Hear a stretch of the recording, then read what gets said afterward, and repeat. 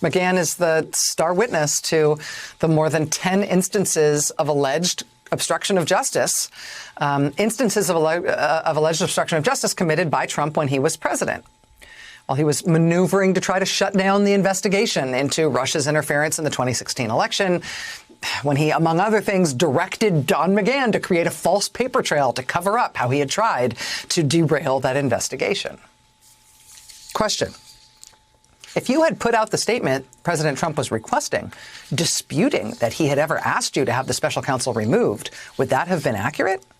Answer. That statement would not have been accurate. So the statement the president was asking you to put out would not have been accurate, correct? Answer. Would not. Right. It would not have been accurate. Right. Thank you. The president told you to put out an inaccurate statement denying that he had ever told you to get rid of Robert Mueller.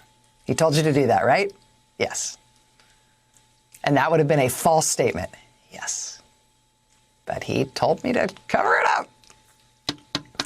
So here it is, right? The firsthand testimony from the White House counsel about alleged serious acts of obstruction of justice committed by the former president while he was president. This only came out today. This is testimony that was taken last week. The transcript of the testimony was only released today. It took the House Judiciary Committee years to get this testimony on the record from Don McGahn, but they finally got it. This is the first time he has ever testified. The Judiciary Chairman, Congressman Jerry Nadler, today saying, quote, Don McGahn provided the committee with substantial new information, including firsthand accounts of President Trump's increasingly out-of-control behavior and insight into concerns that the former president's conduct could expose both President Trump and Don McGahn himself to criminal liability. Could it, though, really? Could Trump really be exposed to criminal liability by any of his actions? Really?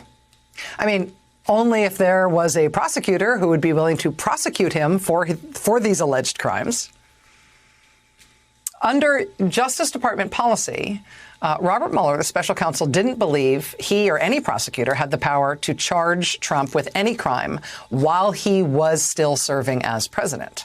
But Mueller made very clear when his report was released that once Trump was out of office, oh yeah, he could be charged as a former president. Was there sufficient evidence to convict President Trump or anyone else with obstruction of justice? We did not make that calculation. Okay, but let me just stop. You made the decision on the Russian interference.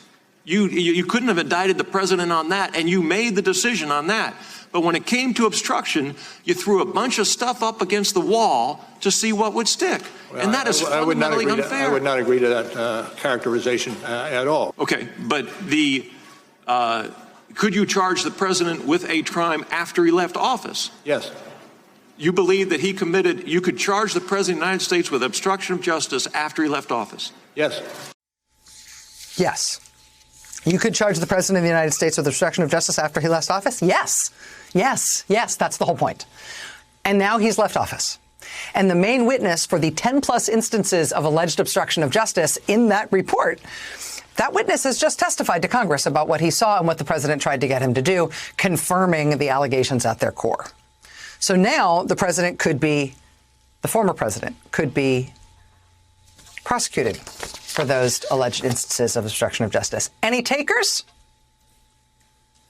Think there's any appetite for that in the U.S. Justice Department under Merrick Garland during the Biden administration? The Judiciary Committee has the option, if they want it, to make a formal referral to the Justice Department for potential prosecution of crimes they have become aware of.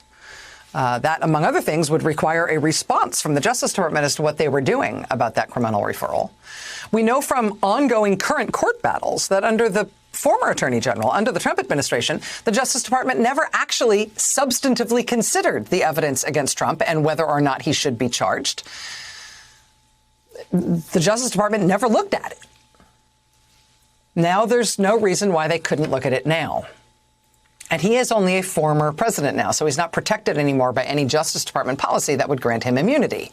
So, again, any takers? Is this all just going to slide? Why was this evidence all compiled?